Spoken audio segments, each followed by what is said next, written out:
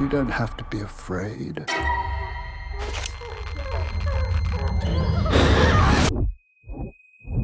God has great plans for you.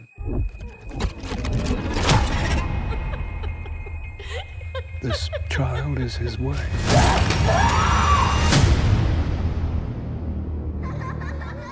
There's this girl at the orphanage. I think that she really needs someone to look out for her. Carlita suffers from a touch of madness. You must be very careful, Margaret. Bad things will start to happen around her. Evil things. It's all... No, don't.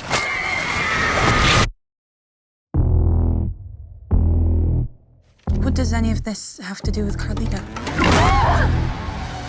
This church has maintained power for thousands of years.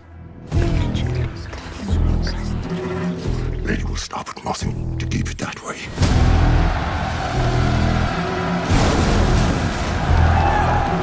How do you control people who no longer believe? You create something to fear. I believe the girl is to be the mother. Mother of what? It's the mark of the devil.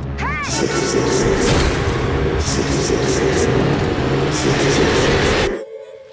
not real. It's not real. It's not real. It's not real. It's not real. What's not real? Who said that? This is very real.